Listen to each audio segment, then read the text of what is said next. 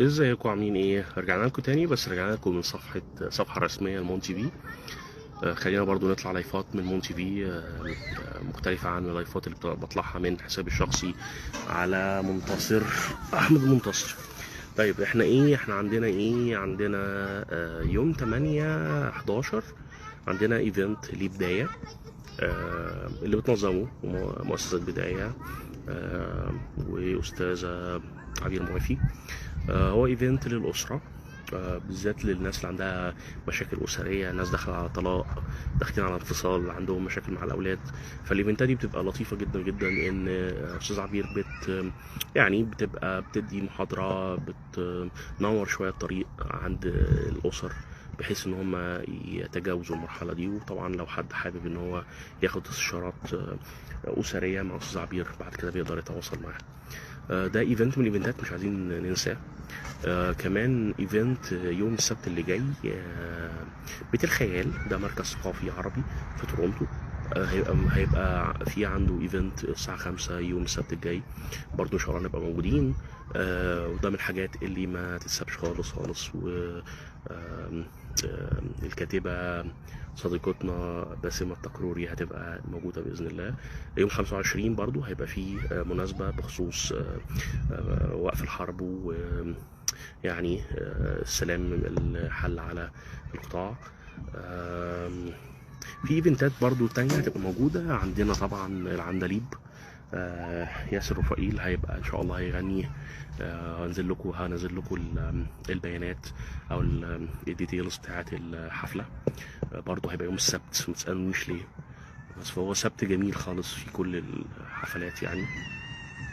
وزي ما قلت لكم في فيديو قبل كده، احنا هنبتدي بقى نكمل تصوير باذن الله على هنكمل بقيه الحلم الكندي، وان شاء الله باذن الله متوقع باذن الله ننزل لكم قريب. غير كمان بنعمل برامج تانية رمضان باذن الله.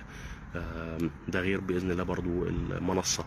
وبرضو خلونا نتكلم عن منصه اكتر. منصه مون تي في هي مش موقع، هو مش ويب سايت، هو بلاتفورم.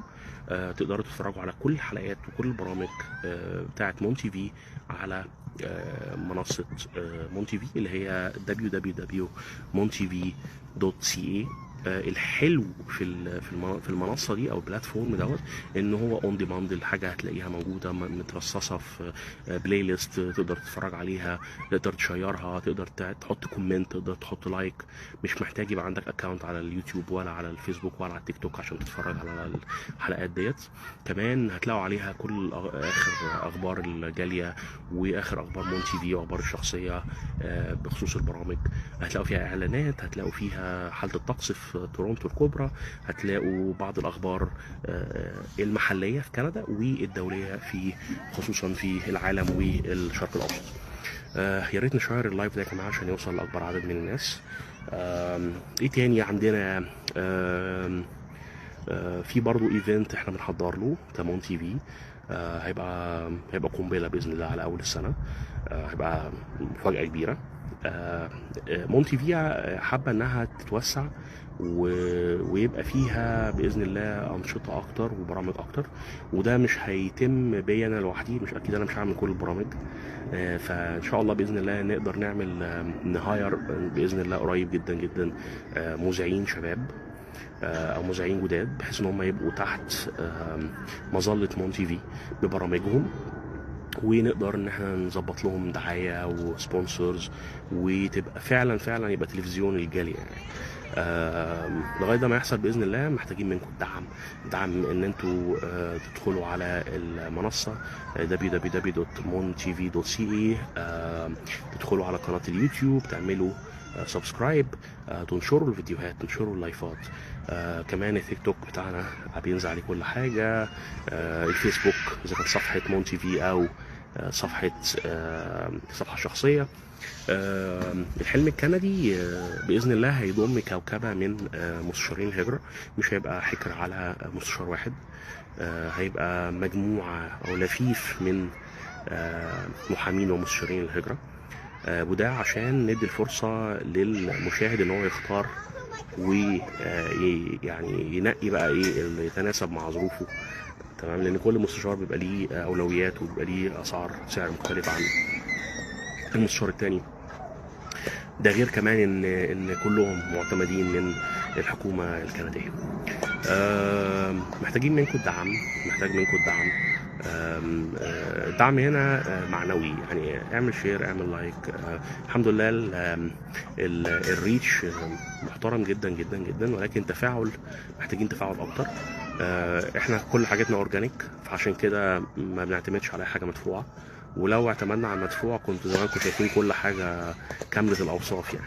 ولكن لا، احنا حاجاتنا اورجانيك، حاجاتنا للناس، حاجاتنا من عند الناس نفسها، بنعملها للناس نفسها. فمش محتاجين ما بندورش على شهرة ولا على ناخد لقطة، ولا يتقال علينا ان احنا اللي ما حصلناش يعني. فده شيء مهم جدا، لازم الناس تاخد بالها منه. محتاجين ده عشان نكمل.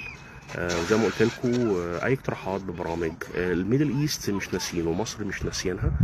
طبعا احنا كنا فتحنا مكتب لمونتي في في القاهره، مونتي في ايجيبت، وما زلنا شغالين في برامج ان شاء الله تنزل باذن الله، تبقى بتتصور في مصر يعني ان شاء الله.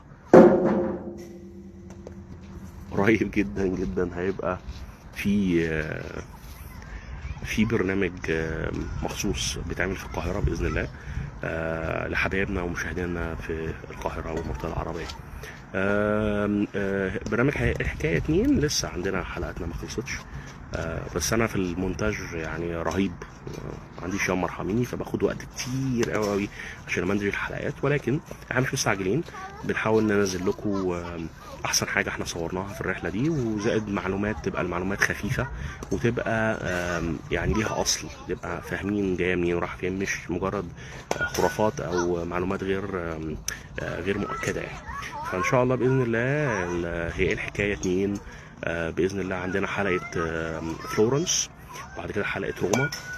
حلقه روما هتبقى مفاجاه، لان هنحط فيها الحاجات اللي صورناها في الزياره الاولانيه والزياره الثانيه. هتلاقوني لابس شتوي في بعض الفيديوهات، وصيفي في فيديوهات تانية، تمام. بس ان شاء الله تعجبكم. زي ما قلت لكم برضو محتاجين ان احنا نهتم اكتر بالتفاعل على الصفحه هنا وعلى قناه اليوتيوب.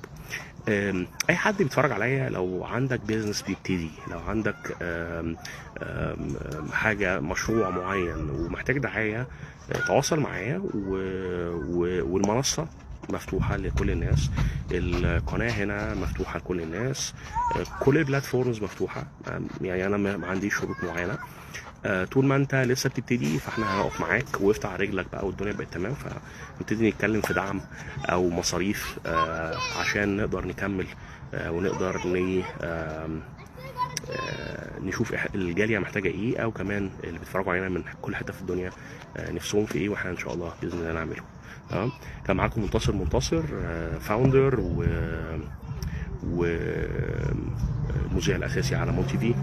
اتمنى باذن الله ان شاء الله تبقى مونتي في عليها مذيعين كتير من كل حته في الدنيا، تبقى قناه لكل كل المهاجرين وكل المغتربين.